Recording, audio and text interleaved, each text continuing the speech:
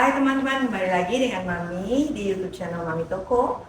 Mami di kali ini mau cerita mengenai lukisan-lukisan yang Mami buat di tahun 2003. Awalnya Mami diajak oleh rombongan dari Pak James Riyadi untuk ke Papua melihat sekolah-sekolah di pedalaman Papua. Dari situ timbul inspirasi untuk Mami mau melukis mengenai anak-anak Papua yang dalam keadaan sangat sangat minim di sana. Mereka bisa berkembang dengan sedemikian rupa, menjadikan cambukan mungkin ya buat anak-anak di kota, bahwa semua fasilitas ada, segala sesuatunya terpenuhi, tapi kok males-malesan ya. Di sana anak-anaknya rajin-rajin banget, luar biasa. Pagi-pagi mereka harus jalan berapa jam untuk menuju ke sekolah ya, untuk belajar tanpa sepatu. Luar biasa, nggak ada air juga mereka harus tampungan dari air hujan. Anak-anak sekolah juga pemakaian air di sekolah begitu minimnya, tapi diajarkan untuk gosok gigi. Wah, itu juga salah satu yang menarik menurut Mami ya. Anak-anak di sana begitu masuk sekolah mereka harus gosok gigi.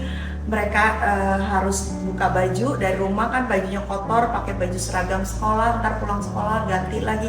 Tapi semangat belajarnya luar biasa. Kalau ditanya mau jadi apa? Oh, mau jadi dokter, mau jadi, kebanyakan mau jadi penerbang, karena di sana kan ada misionaris yang suka terbang membawa makanan mengantar ke mereka. Jadi mereka katanya mau jadi penerbang, mau jadi guru ya. Sangat sederhana karena mereka cinta kepada guru-gurunya. Mereka mau jadi seperti gurunya, mengajarkan anak-anak, mau menjadi penerbang, membawakan obat-obatan dan makan-makan untuk pedalaman di Papua. Begitulah ceritanya yang mendasari Mami mengapa mau melukis lukisan-lukisan anak-anak Papua, yang mana nantinya kita harapkan bisa kita lelang atau jual, dan hasilnya nanti bisa kita sumbangkan juga untuk anak-anak di Papua. Jadi semua totally mengenai anak-anak Papua gitu. Kami akan cerita sedikit mengenai kisah-kisah ini, apa maksudnya, apa dasarnya, atau apa latar belakangnya. Kalau ini namanya Sandra. Kalau Sandra ini waktu itu kita ke Papua, dia adalah menantunya Pak James Riyadi yang luar biasa, punya hati untuk Papua. Setiap kali ke Papua, saya baru sekali ke Papua dengan Sandra, langsung pengen ngadop, pengen semua anak-anak Papua pengen diadop sama Sandra aja. Jadi salah satu anak Papua yang digendong oleh Sandra. Nah ini juga saking dia lengketnya sampai mertuanya bilang yang ini mau kamu bawa ke Jakarta atau mau kamu adop juga. Jadi kita dibuka kesempatan untuk mengadop melalui yayasan untuk sekolah-sekolah di Papua. Jadi kita bisa mengadop dengan certain amount, angka sekian untuk 1 tahun. Kita bisa adop anak asuh di sana untuk sekolahnya per tahunnya berapa gitu. Nanti mungkin kita bisa share kalau mau teman-teman ada yang mau menyumbang atau mengadop, nanti kita akan share kemana menghubunginya gitu. Ini untuk lukisan yang ini, yaitu seorang Sandra yang biasa hidup di ibu kota melihat anak-anak Papua langsung mau dibawa ke Jakarta, mau diadop. Ini untuk menggambarkan latar belakang aja bahwa ini di Papua, ini rumah Papua ya, rumah adatnya. Nah kita lanjut lagi ke sini. Kita lanjut ke sini. Ini di Papua juga, di dalam Papua diajarkan juga bercocok tanam. Ada beberapa donatur yang menyumbangkan bibit, ada beberapa donatur juga yang menyumbangkan edukasinya, orang-orang untuk mengedukasi menanam makanan, sayuran, buah-buahan dan lain-lain. Kita bisa bayangkan di Papua bisa tumbuh nanas segede gini. Ini real nanas segede gini. Dengan keadaan mereka yang begitu minim, boleh dibilang ya, air aja susah, kalau nggak ada air hujan, nggak ada air ya, bisa tumbuh nanas segede gini. Luar biasa, begitu bangganya ini anak menggendong nanasnya. Ini real loh. Ini bukan saya buat nanas jadi menjadi gede. Ini ada foto aslinya bahwa nanasnya segede gitu.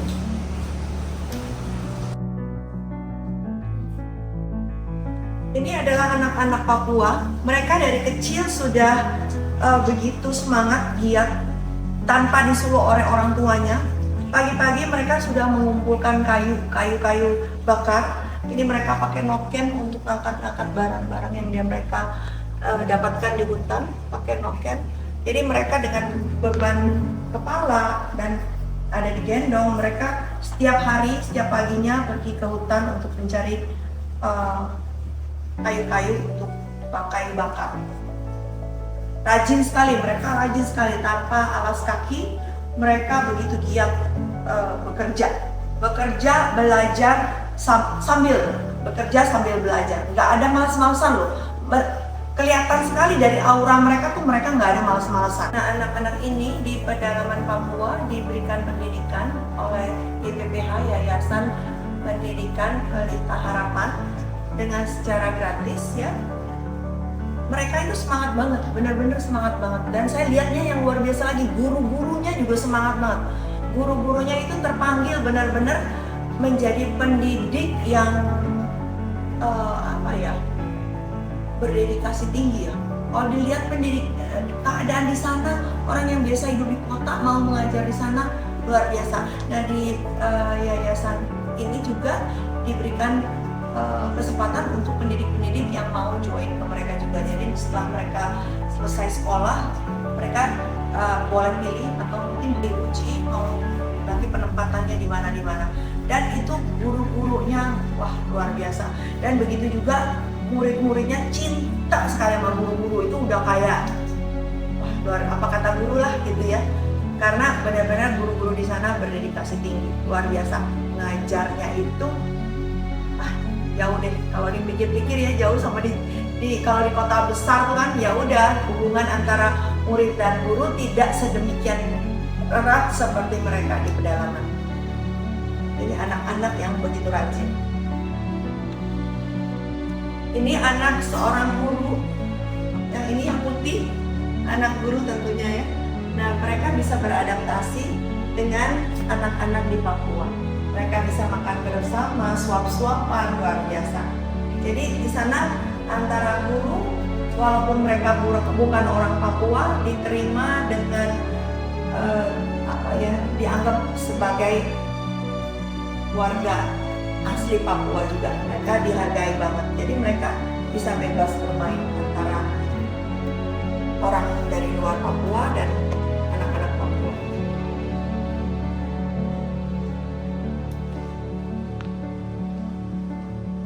Kalau ini saya sebenarnya nggak tahu beliau ini secara personal, tapi saya tahu dia ketua suku. Ketua suku di sana masih pakai atribut dan lain-lain. Di sini saya hanya menggambarkan seberapa tinggi orang itu, seberapa hebat orang itu, tapi tetap dengan anak harus merekanya dekat ya.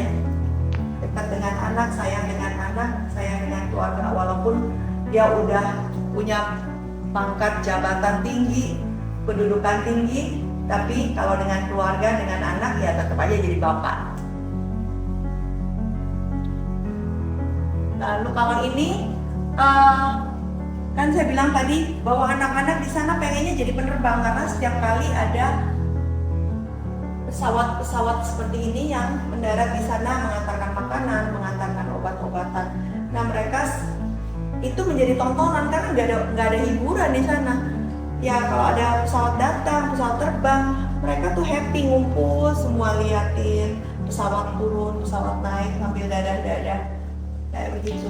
Biasanya pesawat-pesawat ini kalau datang itu bawa makanan, bawa buku. Waktu kita ke sana kita ditimbang untuk naik pesawat kecil seperti ini, kita ditimbang, nggak boleh bawa apa-apa.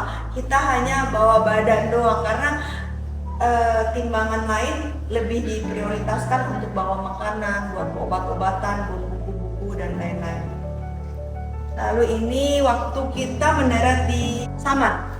Saman itu adalah daerah yang tidak ada daratannya, jadi air semua.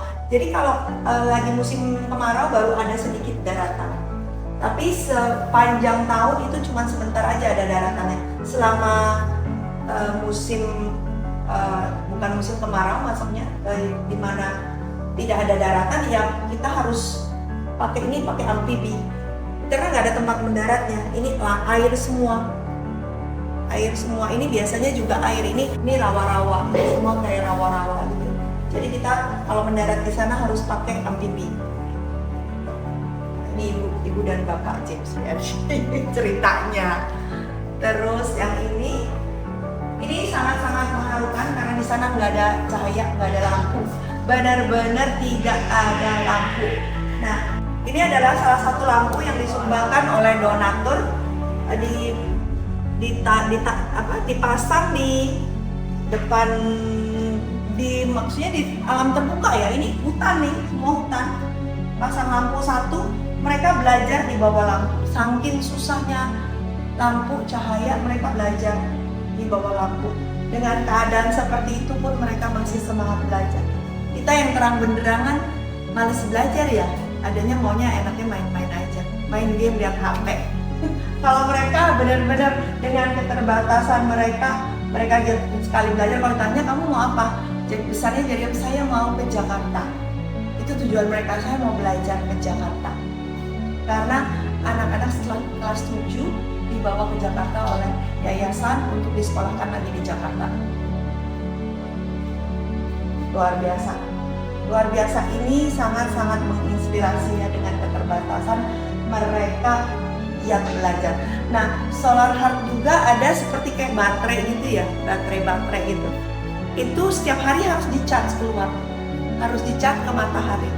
Anak-anak kecil ini tanpa disuruh oleh guru-gurunya, otomatis mereka tahu kalau udah waktunya mereka taruh di luar untuk nge-charge, untuk nanti malam bisa dipakai lagi. Nah, kalau ini kita lanjut lagi. Ini adalah anak-anak Papua yang dari kecil sudah pintar memanah. Mereka nih menangkap ikan, memanah ikan. Jadi dari kecil mereka sudah dididik keterampilan alam ya, seperti memanah lah, terus mengumpulkan kayu-kayu dari hutan, terus banyak hal yang mereka lakukan. Bahkan mereka mesti bikin sagu ya, dari pohon sagu tuh juga mereka dari kecil udah diajarkan. Nah, yang ini yang paling saya rasa sangat mengharukan. Jadi ceritanya di daerah ini setiap anak kembar lahir akan dibunuh oleh ibunya satu, karena anak yang satu dianggap evil, dianggap punya roh jahat, jadi harus dibunuh. Salah satu anak kembar ini dibunuh dengan cara diinjek-injek oleh ibunya. Nah, setelah misionaris datang ke sana dan berbicara sama mereka, ini adalah anak kembar pertama yang dibiarkan hidup. Waktu saya ke sana itu tahun lalu, ini anak umurnya 6 bulan. Anak pertama kembar yang dibiarkan hidup. Yang mana selama ini kalau ada anak kembar satu dibunuh.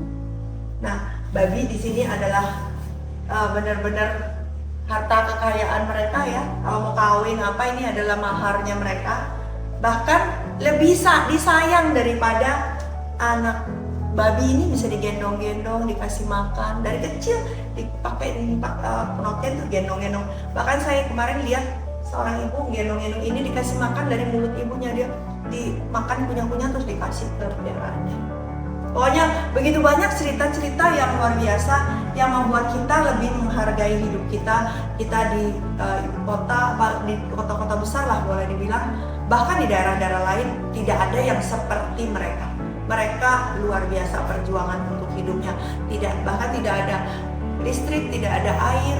Bisa dibayangkan waktu saya salaman sama mereka, tangannya seperti kayu, orang nggak pernah mandi. Luar biasanya lagi, saya biasanya nggak tahan bau-bauan. Di sana saya bisa nggak cium ada bau-bauan. Benar-benar kayak dekatan dengan mereka ya biasa aja. Padahal mereka di sana supaya nggak digigit nyamuk pakai minyak babi ibadahnya. Katanya sih bau banget. Saya tapi berasa nggak berasa kalau itu bau. Luar biasa, itu Tuhan tutup hidung saya sehingga saya tidak merasakan bau-bauan itu. Luar biasa.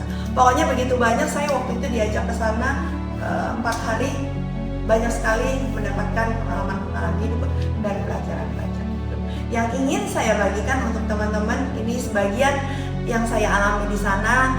share ke teman-teman, siapa tahu teman-teman juga tertarik, pengen ke sana, pengen juga berbuat sesuatu untuk Papua, pedalaman Papua, karena banyak sekali daerah-daerah yang belum tercapai, belum tergapai oleh pemerintah seperti ini. Harapan Mami untuk anak-anak Papua lebih maju, mereka sudah punya keinginan, punya hasrat untuk maju, tinggal menunggu bantuan atau uluran dari tangan-tangan donatur-donatur juga yang mau menaruh hatinya ke sana. Kalau kita lihat bagaimana Pak James dan Ibu Aileen, mereka luar biasa. Saya salut sesalut-salutnya. Mereka turun langsung loh, bukan hanya mendengar bilang bagaimana laporan, enggak. Mereka turun langsung ke sana, meninjau dan bertukar pikiran dan mendengarkan semua keluhan-keluhan ataupun masukan-masukan dari guru-guru maupun tetua-tetua di daerah itu. Dan juga luar biasanya juga ada misionaris-misionaris di sana yang mau mendedikasikan hidupnya di sana, membantu mengedukasi mereka bagaimana cara bercocok tanam, bagaimana menjaga kesehatan dan lain-lain. Di sana juga ada didirikan seperti klinik-klinik dari Siloam untuk penduduk di sana lah. Jadi mereka for free juga. Ada juga dapat makan gratis buat baby-baby ibu dan baby-babynya. Luar biasa lah di sana, luar biasa. Benar-benar bagaimana mereka semua di sana juga saling gotong royong, berasa persaudaraannya juga luar biasa. Nah teman-teman, sekian cerita Mami mengenai Papua dan anak-anak Papua. Semoga menginspirasi teman-teman. Bye. Jangan lupa like, share, comment, and subscribe YouTube channel Mami Toko. Bye.